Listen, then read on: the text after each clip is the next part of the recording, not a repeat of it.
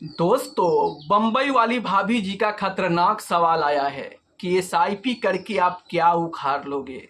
तो चलिए मैं आपको इस वीडियो में बताऊंगा कि एसआईपी करके मैं क्या क्या उखाड़ सकता हूं। उससे पहले मैं भाभी जी के लिए दो लाइन कहना चाहूंगा कि अरे ओ भाभी जी, आप भैया के पैसे को पतंग की तरह उड़ा रही हो तो सुधर जाओ। नहीं तो आज तुम पैसे उड़ा रही हो, कल पैसा तुमको उड़ा देगा।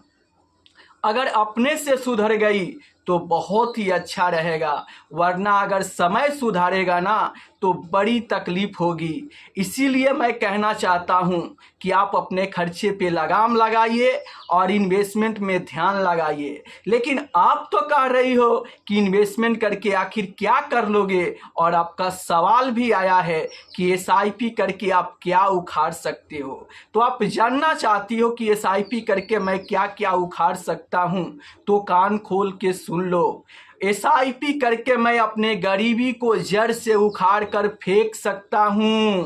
लेकिन आप एसआईपी ना करके क्या कर लोगी, कमेंट करके जरूर बताना। अरे ओ भाभी जी, आप क्या जानोगी एसआईपी की कीमत।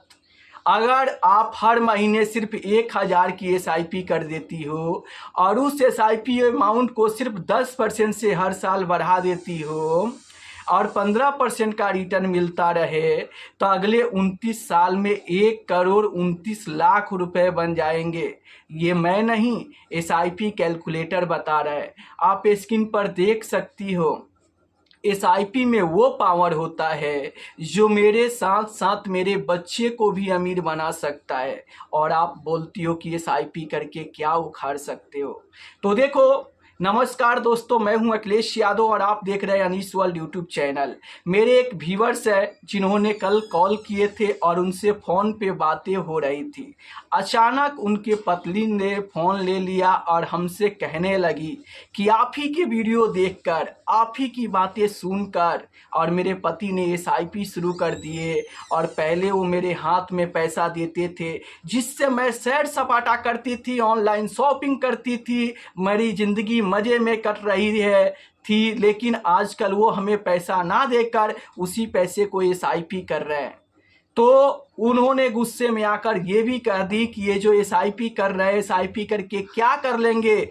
और मैं तो पर्दे में बता रहा हूँ, भाभी ने तो बेपर्दे में कहा था कि एसआईपी करके क्या उखाड़ लोगे। आप समझ गए होंगे। इसीलिए मैं भाभी जी को कहना चाहता हूँ कि अगर मेरी वीडियो देखकर, मेरी बातें सुनकर भैया सुधर गए हैं, संभल गए हैं और वो इन्वेस्टमेंट कर रहे हैं, तो उससे फ़ायदा आप ही को होगा। और आपको भी समय रहते हुए सुधर के और कुछ बचत करके इन्वेस्टमेंट करना चाहिए। क्योंकि मैं अगर आपको आसान भाषा में बताऊं तो एक्सपेंस किया हुआ पैसा कभी वापस नहीं आता है, लेकिन इन्वेस्ट किया हुआ पैसा कई गुना बढ़कर वापस आता है। इसलिए आप कमाते रोज हो, खाते रोज हो, खर्चते रोज हो, तो बचत भी रोज के रोज करो। और जो भी सही 10,000 20,000 ना सही, लेकिन महीने की 1,000 रुपये भी अगर आप बचत करके और इन्वेस्टमेंट करोगी ना,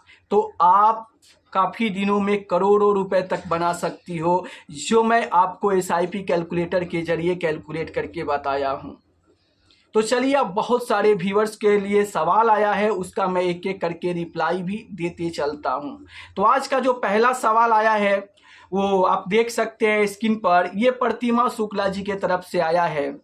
ये लिख रही है कि kindly review my portfolio. SIP बंधन स्मॉल कैप में 2,000, इन्वेस्को इंडिया स्मॉल कैप में 2,000, निप्पॉन इंडिया स्मॉल कैप में 2,000, मोतीलाल ओसवाल मिड कैप में 2,000। और इनका लमसम भी है, इन्वेस्को मिड कैप में 30,000, Motilal Oswal micro cap fund में भी 1,00,000 का लमसम है।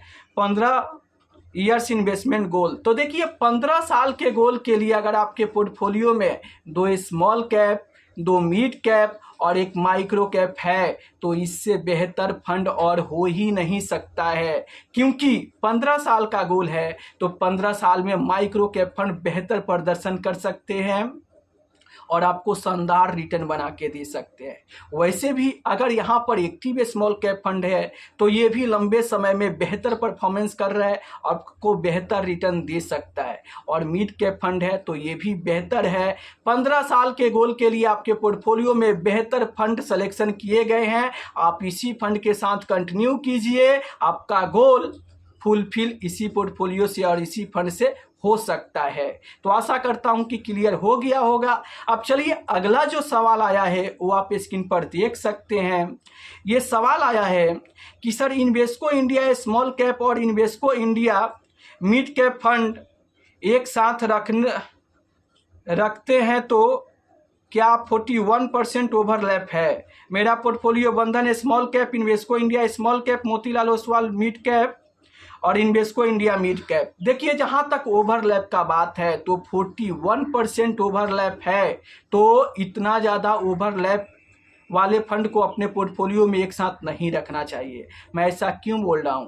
देखो अगर यहां पर 20 से 25% तक हाईएस्ट ओवरलैप रहता है वैसे फंड को आप ऐड कर सकते हो, लेकिन अगर 25% से ज़्यादा 40%, 50% का ओवरलैप है तो आपको ऐसे फंड का सिलेक्शन अपने पोर्टफोलियो में नहीं करना चाहिए, क्योंकि सेमी स्टॉक आप खरीद रहे हो और जब वहां पर तेजी होगा तो दोनों फंड में ही तेजी होगा, गिरावट होगा तो दोनों ही फंड में गिरावट होगा। और रही बात आपकी पोर्टफोलियो की तो आप देख सकते हो यहाँ पर आपके पोर्टफोलियो में 4 फंड है और एक ही एएमसी का 2 फंड है, तो एक ही एएमसी का 2 फंड नहीं रखना चाहिए।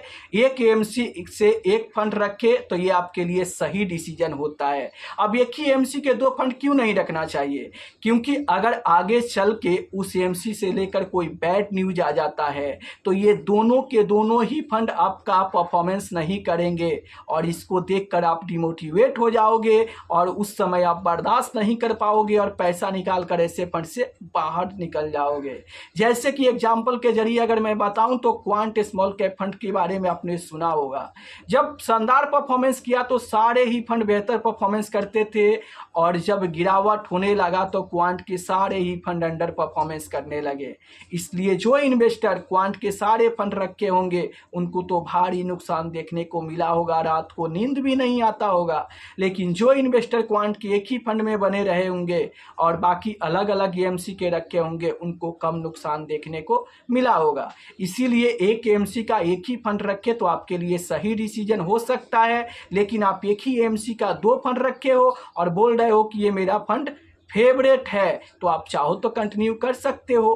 पैसा आपका है तो डिसीजन भी आपका ही होना चाहिए, लेकिन सही डिसीजन यही होगा कि एक एएमसी से एक ही फंड रखे तो आपके लिए फायदे का सौदा हो सकता है। तो फिर मिलते हैं नेक्स्ट वीडियो में, तब तक के लिए जय हिंद, जय भारत।